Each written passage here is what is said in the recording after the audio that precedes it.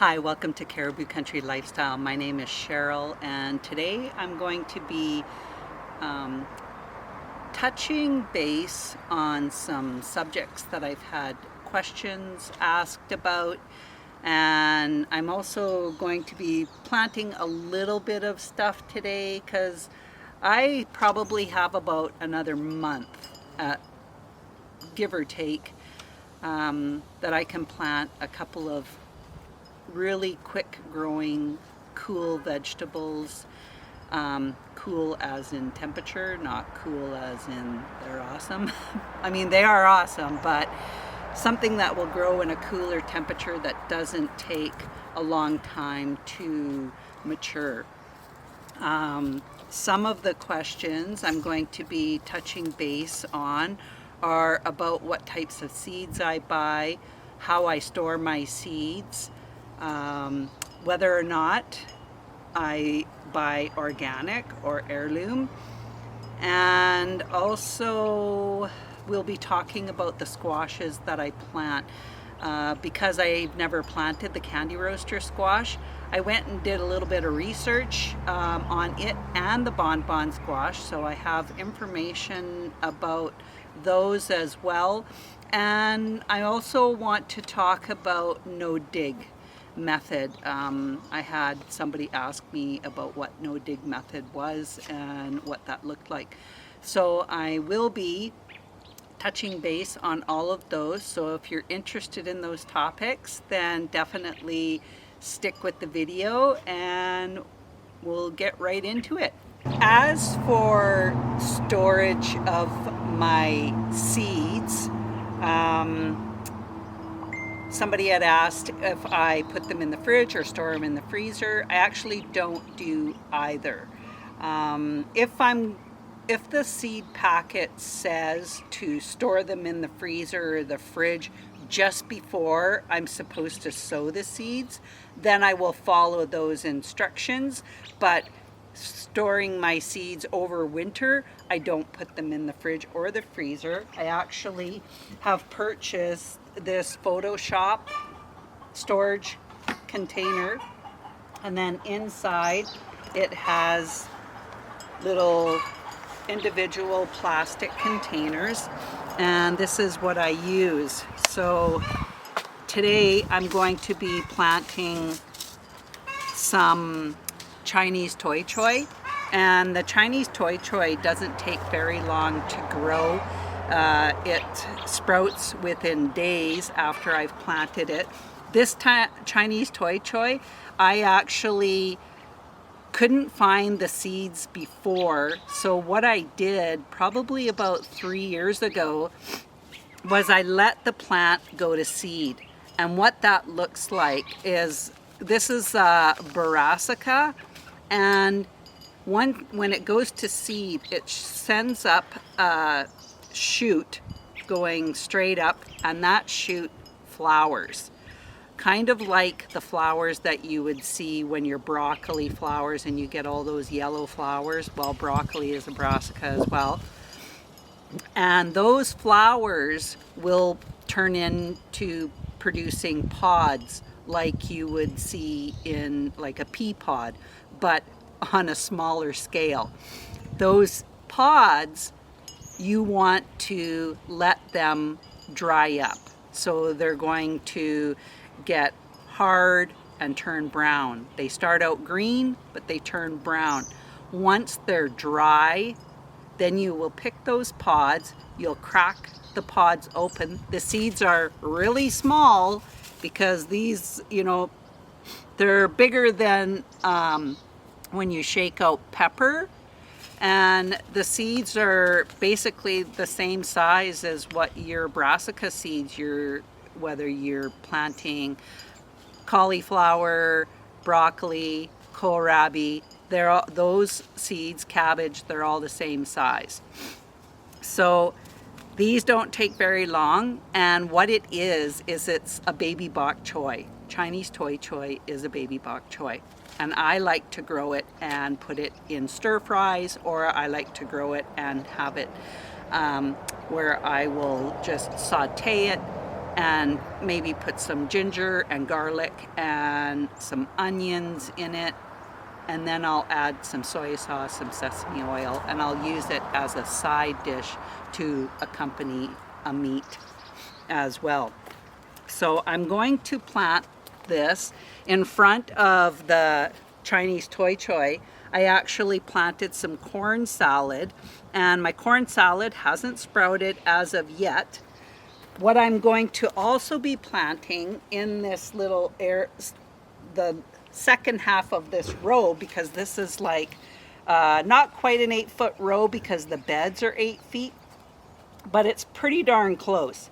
So this is probably only about 3.5 feet, and I'm going to do 2 rows. One row I'm going to be planting the Chinese Toi Choy, and the other row I'm going to be planting some more of the hikari salad turnips, which I have already planted a couple of times this summer. I don't think I have one that's opened. Actually, I think I do have one that's open, and it's in the house. Okay, with the hikari salad turnip, I'm going to be growing these 1/2 inch deep, and it says to sow them thinly, and then I want to space them when I thin them, I want to space them at 4 to 6 inches after they have started growing. So I'm just dumping a few seeds in my hand.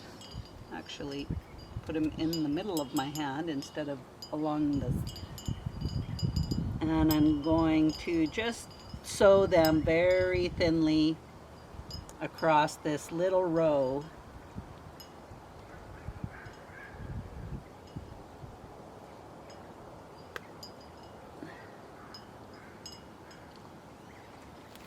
And I really like the hikari salad turnips to eat them fresh.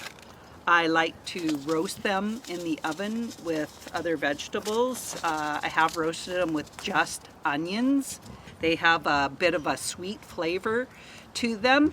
And then at the end, once you've swallowed it, at that finish, it is a little bit has a bit of a spice to it, but it's not overwhelming at all. So now I'm going to grow some of the Chinese Toi Choy, or I'm going to plant some of the Chinese Toi Choy seeds.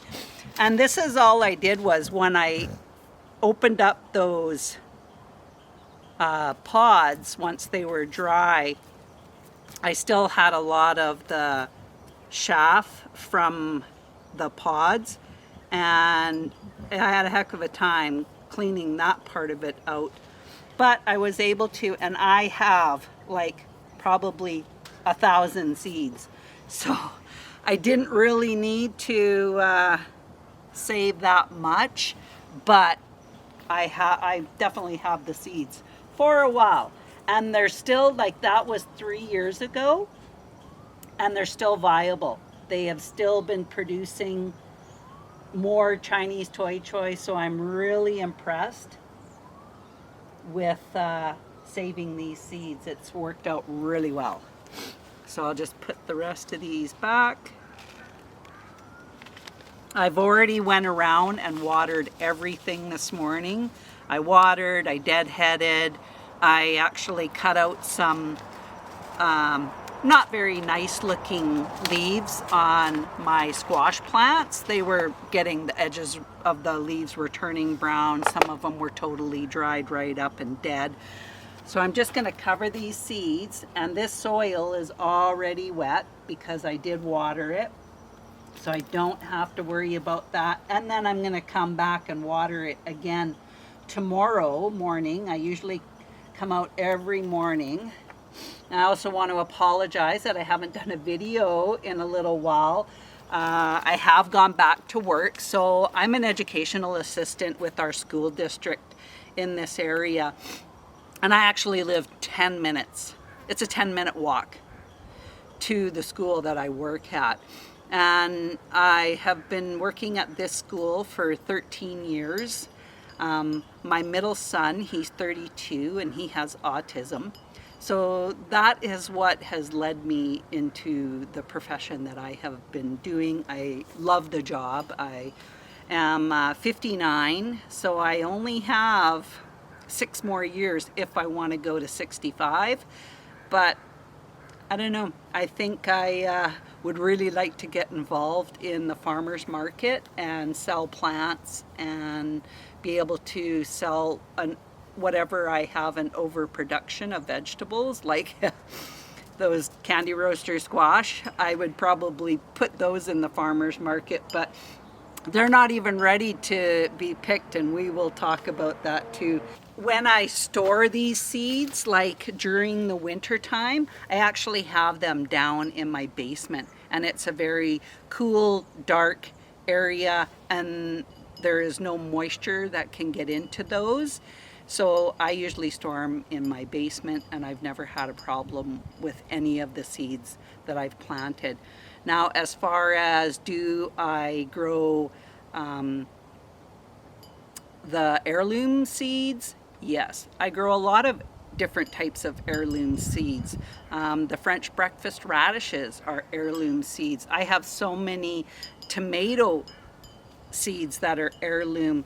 The Carnival blend, which is from the Brandywine family, that's heirloom seeds. Not all of my seeds are heirloom. Do I look for heirloom seeds only? No. I plant whatever I like to plant. Organic, I don't always look for organic. Sure, I buy organic seeds, but it's not that I look for the organic seeds. I've only started saving seeds, 3 years ago I saved the Chinese Toy Choice seeds. 2 years ago I actually saved some of the cherry tomato seeds that I have. So the natural black cherry, I saved those, and I saved the chocolate sprinkles, and I saved the yellow pear seeds. And I saved so many that, I mean, I don't know how many years they are going to be viable for, but I did them 2 years ago, and I'm still producing tomato plants. I could give a lot of the seeds away. I am involved in our local gardeners club, and if I have a surplus of seeds, I will just take them to the gardeners club and any of the meetings that I go to, and I will offer those seeds to whoever is interested in trying them. So I do save some. I haven't saved a lot because I'm very new at it. I should have saved some seeds from my oxheart tomatoes that I had, but I never even thought about it, so I ended up having to buy some more oxheart seeds, and I did the same thing with my Amish paste, did not save any.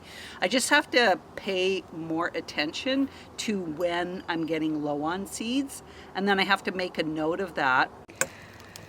I have 2 of these Photoshop storage containers, and the reason why I have 2 is because I have a lot of seeds. So as you will notice, I have my seeds labeled, and so I start with 12 weeks. That means I start these seeds 12 weeks before the last frost, and that would be vegetables and herbs, flowers. There I have pansies. Then I go to 10 weeks. I start these seeds 10 weeks before my last frost. I have my flowers, peppers. I have 1 container just on peppers because I have that many varieties of peppers that I grow. This is vegetables and herbs. Then we go to 8 weeks and so on. I have 1 container just of tomato plants because I start that many tomato plants. Then we have 6 weeks before the last frost, 4 weeks before the last frost, and then the ones that I just plant directly outside. And as I said before, I have these ones, vegetables A to M, these vegetables N to Z. Then in this one, I have more, and then I just have, these are just beans. Because the seed packets are so big, because I bought a larger package. I only have room for 2 bags of beans in here. These ones are assorted beans. I have my burgundy beans. I have the gold rush beans, the dragon tongue bush beans, all my varieties of beets. I have quite a few varieties of beets. Carrots, same thing. I have a lot of varieties of carrots. Then I have corn, lettuce, peas, and radishes. And I just picked myself up these pea microgreens. I want to try those. I have some new varieties of seeds that I just purchased. We ended up going online and found M.I. Gardner. Well, he is in the States. So what we've done is my sister, she lives in Saskatchewan. Her husband has a cousin, I think it is, that lives in Texas. So we put the seed order, or my sister put the seed order in, used her husband's uncle's address in Texas to have the seeds shipped to him because he was coming to Saskatchewan for a family reunion that they were having this summer. So she had me go and look online at these different seeds, which ones I wanted, and I made a list and I gave it to her. She ordered the seeds. Her husband's cousin brought the seeds out with him, and we ended up, that's how we were able to get seeds with M.I. Gardner. So here are the seeds that I got. These are an heirloom seed. They are a Valencia tomato. I've been reading up on different types of tomatoes that are low in acid and have less seeds. I have diverticulosis, so that was one of the reasons why I wanted to pick up the Valencia seed. I have another heirloom seed, and it is the red burgundy onion. I have some red onion seeds. I don't have very many left, so I knew I was going to need some more of those. Then I got another heirloom seed, and it's the purple Vienna kohlrabi. I have the white kohlrabi, and I've been wanting to try the purple Vienna kohlrabi. I ended up getting the Florence fennel. I tried just taking some fennel seeds out of my spice jar that I use my fennel seed for cooking, and I threw some in the ground, tried to grow those. They didn't turn out, so I'm not sure if that was a viable seed to be using, but I thought I'd check it out, and I tried it. I got some more of the dragon tongue bush beans because I'm almost out. Then we were in Kamloops last weekend, and I went to Art Knapp, and Art Knapp carries West Coast seeds, and I ended up picking up a package of enchanted corn. Now this is a super sweet corn seed, and I picked it up because I wanted to try a different type of corn. That this one, from what I understand, is after you've picked it, it still holds that sugar content for up to, I think it was like a week to 10 days after you've picked it. You don't have to like eat it right away after you've picked it like other varieties. So I'm trying that out. I got some more microgreens from West Coast Seeds. So I'm trying the kohlrabi microgreens, and also I got the sunflower microgreens. And this is for in the winter time when I don't have a garden, because we do have such a short season. We can't grow in the winter. So I would like to do some microgreens in the winter so we can have other fresh greens. And I mean, vegetables, groceries in general are super expensive, but if I can save myself some money here and there, then that's what I'm going to try and do. So I'm excited to try the microgreens in the wintertime, and I'll be bringing you along for that too. Another thing I want to talk about is the cozy coats. I love the Cozy Coats. I buy my Cozy Coats through T&T Seeds, and that's a company based out of Manitoba.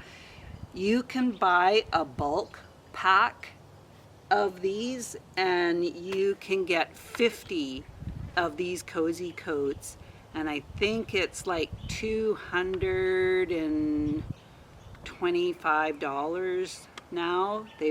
They've gone up. When I purchased them, they were $200 for 50, and the reason why I bought 50 and spent the $200 was if I put the order in before February 15th, I got 10% off of my order. And that basically saved me on the shipping and also a little bit on the overall cost of purchasing the 50 Cozy Coats. These Cozy Coats, you can use these into helping you protect your plants, because you can use these Cozy Coats at temperatures that are minus 10 Celsius, which is 16 degrees Fahrenheit, and you can use these around your tomatoes for added protection. And yet there could be even snow on the ground and it would still protect those plants, and you could use them so that would be a month before your last killing frost. So that gives you 30 days in advance that you get to be planting plants out in your garden, and that's 30 days sooner than you would normally be planting them. Well, that's huge. So I really like the Cozy Coats. Okay, on this side of this bed, this is where I had started my spinach on this side, and I'm not going to start growing anything else in this bed.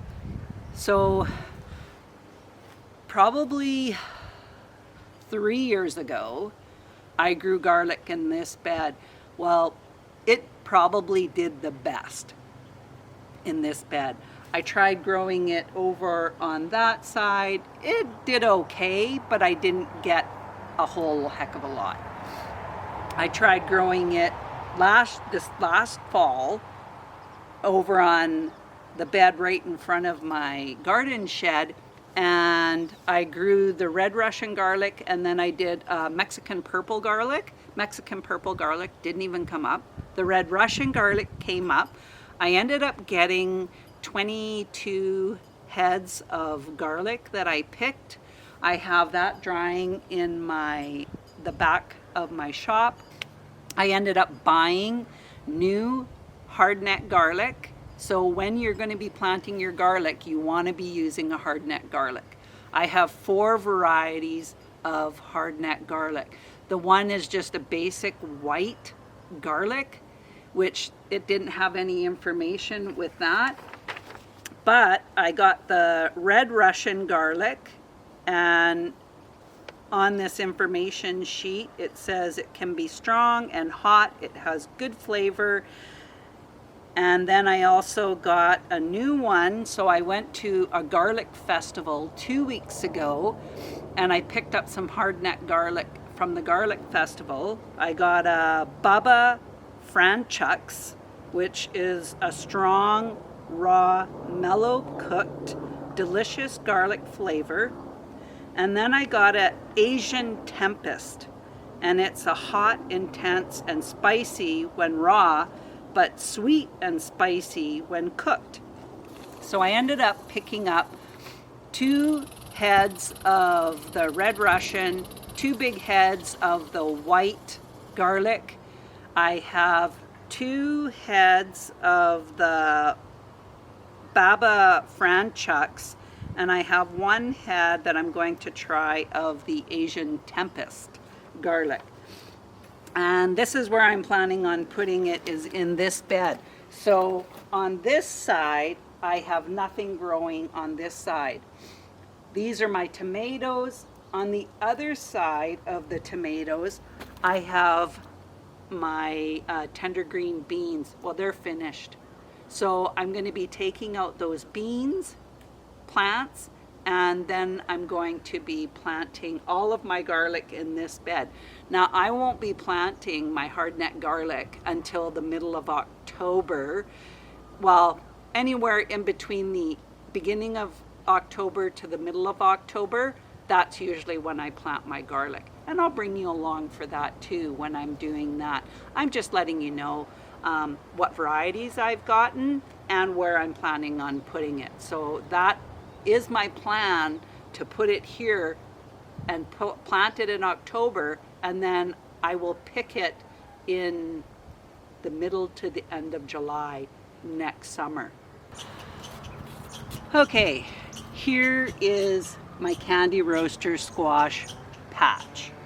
I have quite a few candy roaster squashes. I know nothing about candy roaster squash.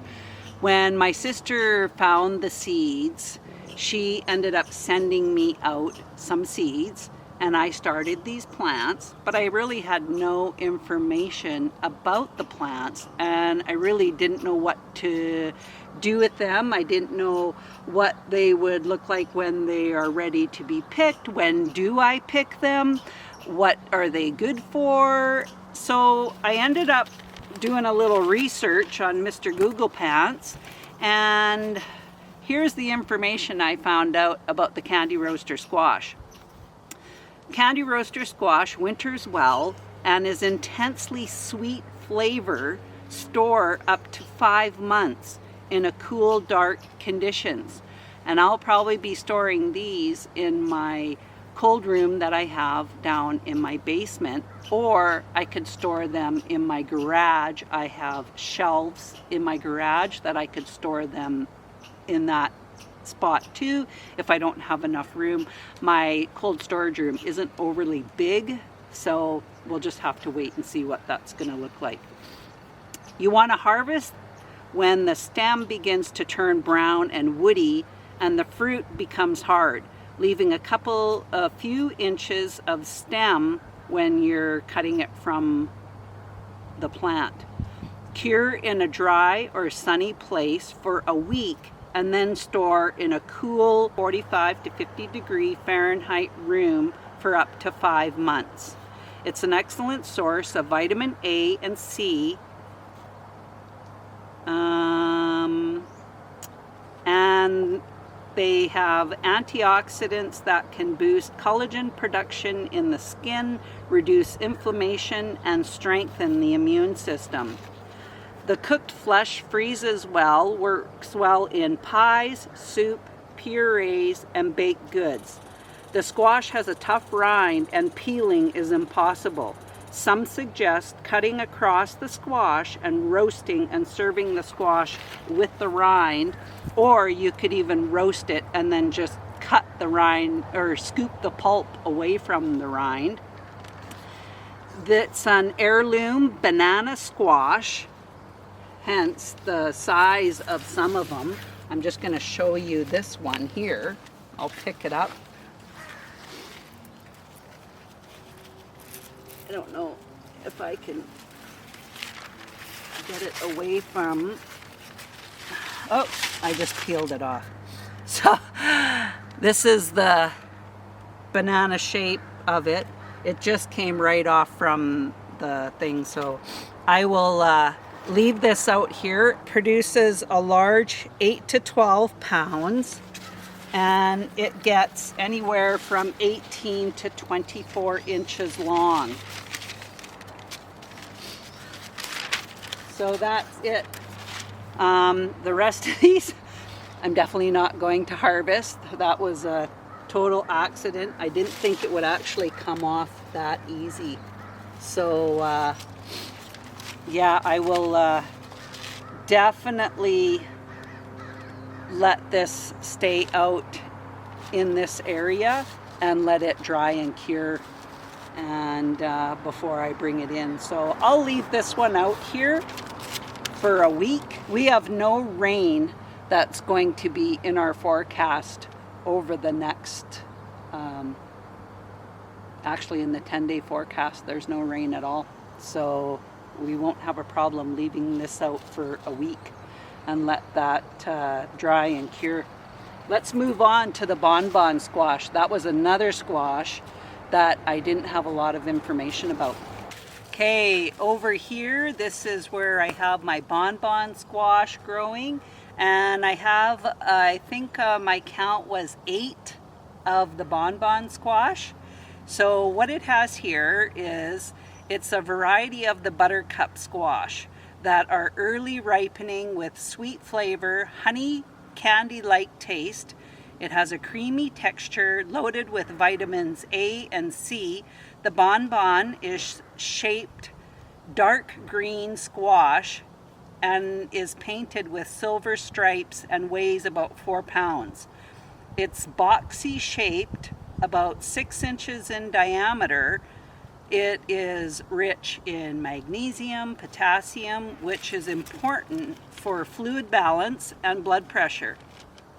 It also offers a variety of carotenoid antioxidants, and studies show diets higher in carotenoids are associated with a lower risk of lung cancer.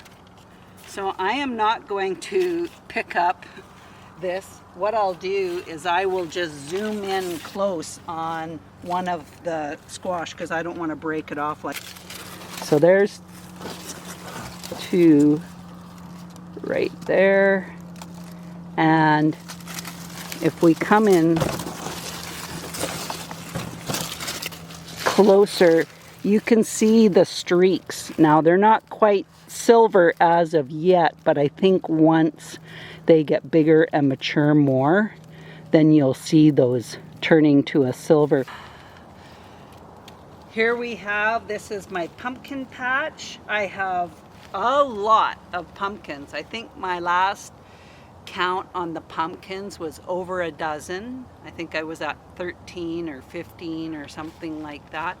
Some of these pumpkins are a spirit pumpkin, and it's still a small pumpkin version of a pumpkin. And then I also got a small sugar pumpkin. I think that's what the variety was.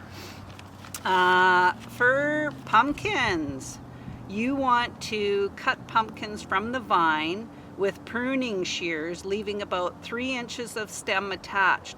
Allow the pumpkins to cure in the sun about a week to harden the skin. Store them in a cool, dry place. They will remain in good condition for about 2 more weeks. Then you'll want to remove the seeds and roast them. If you want to process the pumpkin meat using a pressure canner, because the pumpkins are low in acid content, and then you can can the pumpkin in cubes in your canning jars, and then when you're ready to use the pumpkin, you would just drain it and mash it up, and then you can use it for making pies, any baking, that sort of thing. So I'm just gonna move some of the vines, and hopefully I'll just pick this one up. It's already starting to ripen. It's turning orange. I'm not going to lift it right up because I don't want it to break off. I am just letting these cure out here in the garden and let them turn orange. And once they are fully orange, I will bring them in and I will store them in my garage. And I have not only canned pumpkin, but I've also baked, like I've cut the pumpkin up into quite large chunks and I've left the rind on it. And then what I do is, after the pumpkin flesh is quite soft and tender, I will scoop that flesh out from the shell and I will mash it up or puree it in my blender, and I'll use some of the liquid from in the roaster from roasting the pumpkin in the oven, I'll use some of that liquid and I will puree it in my blender or food processor.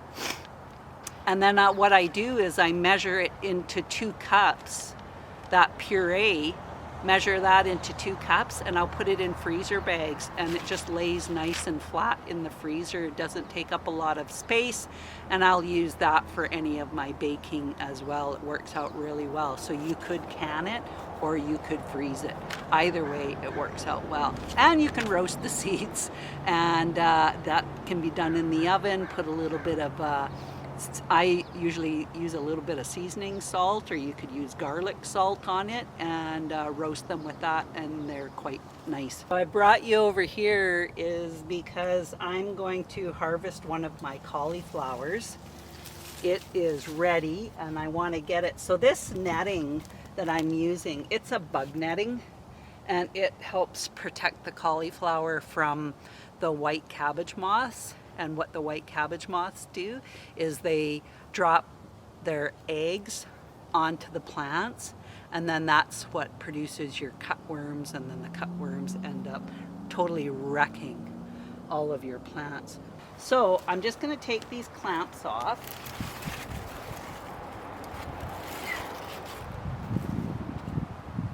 And then I'm going to, oh, I have another clamp here, just a sec.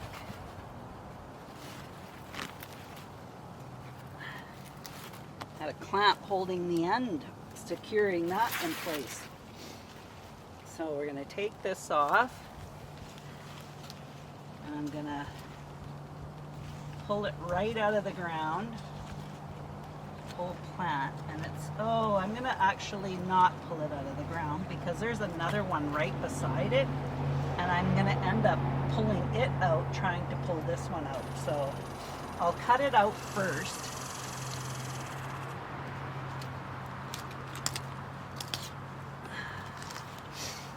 And I'll just take these leaves off. I'll feed these leaves to my chickens.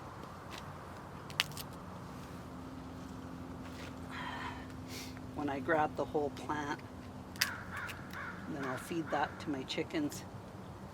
But yeah, it was getting kind of big and I wanted to bring it in, and then what I'll do is I'll soak it in salt water just to make sure that there isn't any worms in it at all. So yeah, that was a nice cauliflower. This has probably been my nicest one yet. So I'm gonna put this over here, and I'm gonna try and get this plant out without pulling out the other one right beside it.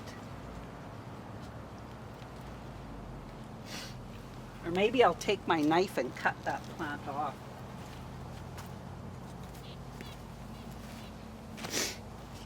Because I still have 2 more plants here.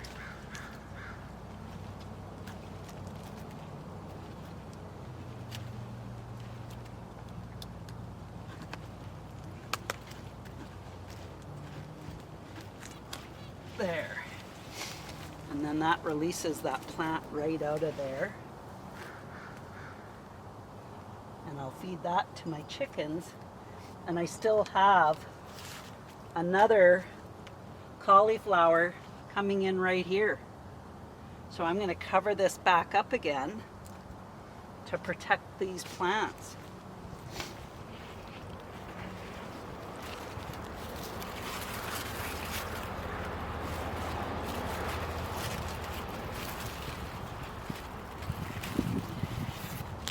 I'll put the clamps back on, tighten it right up, and then cinch this end up again so that they can't get in on this end.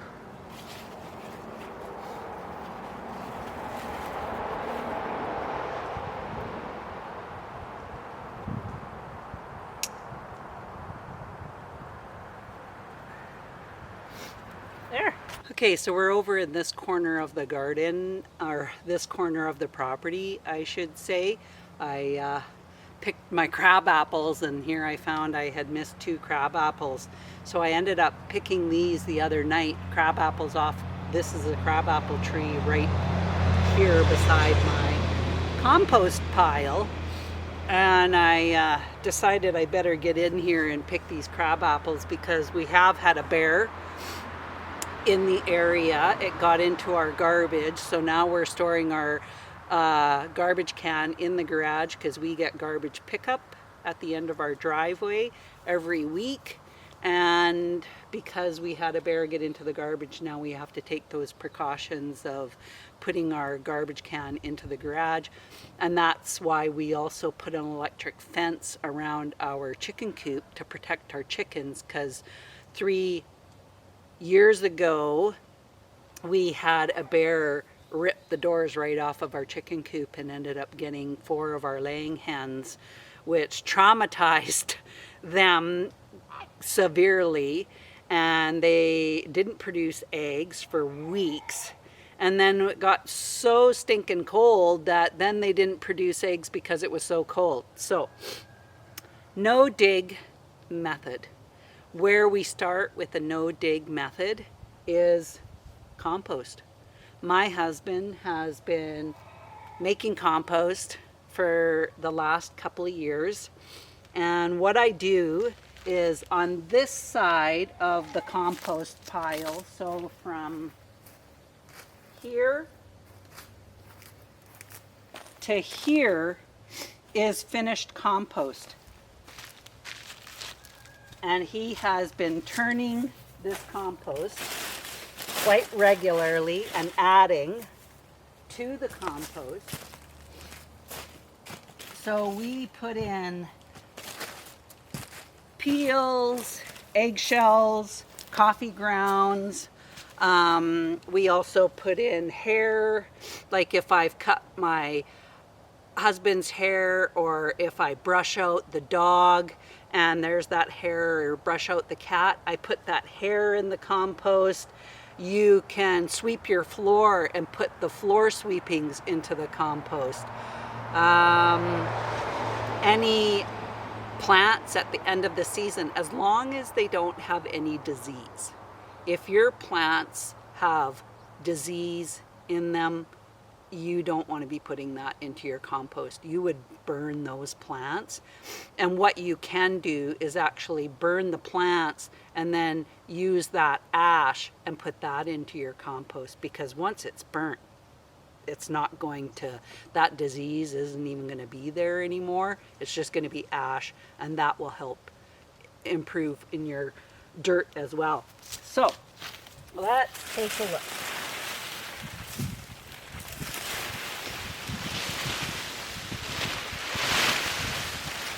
So this is our compost pile, and it is looking so lovely. So in the fall, when all of our plants have been pulled out of the ground, and what we're going to do is we're going to take this compost and we are going to top a 2-inch layer of compost onto all of my raised beds that I have there. And I will do that in the fall, and then when the snow is sitting on it, and then when that melts, that compost is going to leach into the dirt, and it's going to make that dirt, which already has lots of garden soil and compost in it, it's just going to amend it and add the nutrients to that soil for next year when I plant. So when I plant that garlic here in the fall, I'm going to be putting some compost in and mixing it into the dirt. Then I'm going to plant those garlic cloves. And like I say, I'll show you that. But when you're doing a no-dig method, we use half compost and half garden soil. So we'll wheel the wheelbarrow over here, fill up the wheelbarrow half full with compost.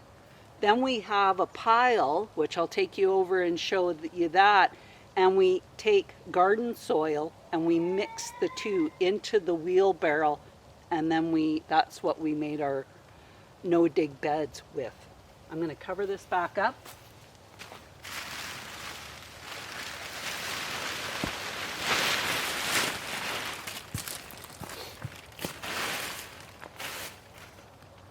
I put the pieces of this cement on the plastic because sometimes the bear likes to go through the compost too and then rips all the black plastic. It's not going to stop him from ripping this black plastic up because we have quite a bit of the black plastic that has holes in it. So this side is finished compost. Now we have a section here where we have a space where there's nothing piled, and then this is the beginning of the compost that's not finished. This is compost that we would not be using. This is the side that Jamie is adding and turning on a regular basis. So over here,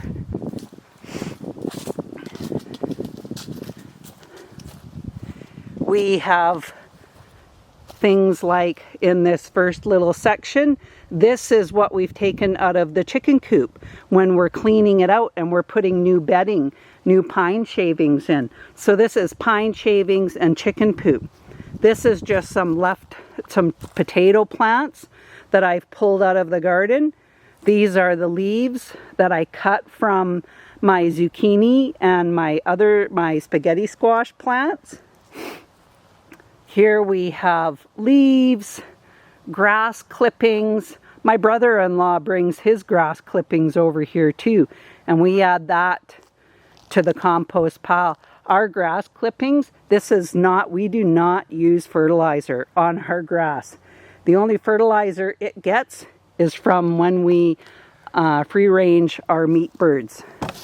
Over here, I get shredded paper from the school that I work at. I get bags of shredded paper. We add that into the compost as well. So there's a lot that goes into this. And then my husband, when he's turning this, he's also watering it too. And here on this tarp, this is our pile of garden soil. We get that from our local feed store. They have bark mulch, they have garden soil, they have compost, they have just topsoil. So we lay out this tarp and we put the garden soil on it. Jamie will go there with his truck, get a couple of scoops of garden soil, bring it back. I use this in my raised beds. I also use this for doing my planters out on my deck. And I use the compost as well, and I mix that garden soil and compost for my planters on the deck and also any hanging baskets. So here, where we have these long rows, these are our no-dig beds. And what we did was this whole area here, this is where we had our pigs. We were raising our pigs here, and what they did was they rooted everything up. All of what was in here was mostly just overgrown with weeds and grass and thistles and just you name it, it was in here. And they rooted through all of this. Then after we dispatched our pigs and processed them, took them to the butchers, then what we did was we leveled this area all out. After we leveled it, then we laid out cardboard. We ran out of cardboard, and then we started doing layers of newspaper. And that's all right, but the cardboard works better because what you have to do is after you've laid out the cardboard, then you're going to water it. So we have a hose out here, and we're watering the cardboard. And then after we've got the cardboard good and saturated, then we're doing our rows of now these are 3 feet wide by 33 feet long. And we did that, and we just, before we even put the fence up, we wheelbarrowed all that garden soil mixed with compost, and we just wheeled it right in. We started at this end and dropped a wheelbarrow full of garden soil and compost. Then I mounded it up with the hoe into a hill, and we had it about 1.5 feet deep, high. That's how we mounded it.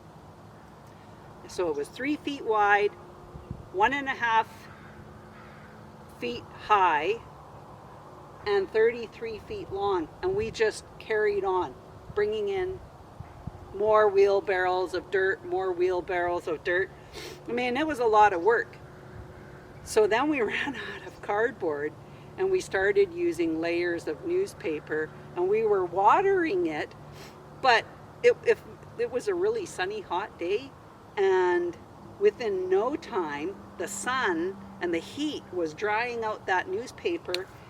Well, we decided to take a break, and we went inside and had lunch, and we came back, and of course the wind had picked up, and there was newspaper blowing all over the place. So we put it all back, laid it all out, watered it down again, and just moved as quickly as we could. So the first year, and that was last year, was my first year planting anything down here, and we did 2 rows. We put 2.5 feet pathway in between the rows, and on the pathways we brought in the bark mulch, and we put that over the cardboard. So we wet the cardboard or the newspaper and put we used the wheelbarrow again, loaded up that bark mulch, and that's what we have in the paths, and that helps suppress the weeds. So then this year we added a 3rd bed, and we just extended it out, and this is how I got this 3rd row, and I planted my corn and my candy roaster squash and my pumpkins. In this middle bed we have the potatoes, and I have done videos on harvesting potatoes, and it has worked amazing. So I would definitely continue to be doing that. In this first row where I have the netting, that's my brassicas. Now I have cabbage. I have 3 kinds of cabbage, but 2 kinds of regular cabbage, and then I have 2 Savoy cabbages. I got these 2 plants from a friend. She didn't know what kind of cabbage they were. At first I thought they were Brussels sprouts, but they're not. It's a Savoy cabbage. My hope is I'm going to be enrolling in a course, and it's on making kimchi. And Savoy cabbage is supposed to be really good for making kimchi with. So I'm really hoping that these heads, I don't even know exactly when the course is, but I was going to check that out and look into that. Then at the very end where you've seen, I went and harvested that cauliflower. That's my cauliflower at that end. Once I've harvested everything out of these beds, then I'm going to come back in here and I'm going to top these beds with another layer, and it's going to be a pretty good layer of compost. And I'm going to amend these beds by just putting on a layer of compost on all of them. Before I do that though, I'm going to mound the dirt back up with either my hoe or my rake, mound it back up to make it look like these nice uniform beds again, and then I'm going to amend it with the compost. So we're not using a rototiller, we're not using a shovel. Well, I shouldn't say we're not using a shovel. Of course we have to shovel the dirt into the wheelbarrow and mix in the compost, and then we dump it, but we're not digging up the beds with the shovel. We're not turning it over with the shovel. We're not rototilling through the beds. All we're doing is mounding it back up so it's in the form and the shape that we want it to be in, and then we're top dressing it with a layer of compost, and that's going to be at least 2 inches of compost on top of these beds. So I hope this helped any of the questions that you might have about no-dig methods. Another question I was asked is, do I do a lot of canning? I do do a lot of canning. So far, all I've made is zucchini relish. I had a lot of zucchini, so I made a zucchini relish. It's quite nice, and we use that for hot dogs, smokies, burgers. We could even use it as a side for any type of meat that you're eating. Like if you were having pork chops, you could use it on top of your pork chops too. I have also did the dill pickles 1 jar at a time. I've been canning my dill pickles that way because my pickling cucumbers were very sporadic, and so I was only able to can 1 jar at a time. I have plans to make more beet pickles. I'm down to my last jar down in my canning room. So, or down in my cold storage room, I should say. It is my canning room, but it has all my canning in it. I want to make some more beet pickles. My husband said now that I have a good production of cucumbers, regular cucumbers, I'm going to do some bread and butter pickles. I've never made those before. And with my cabbage, I'm actually going to be using my Scorpio cabbage for making sauerkraut. I made sauerkraut for the first time last year. It turned out really good.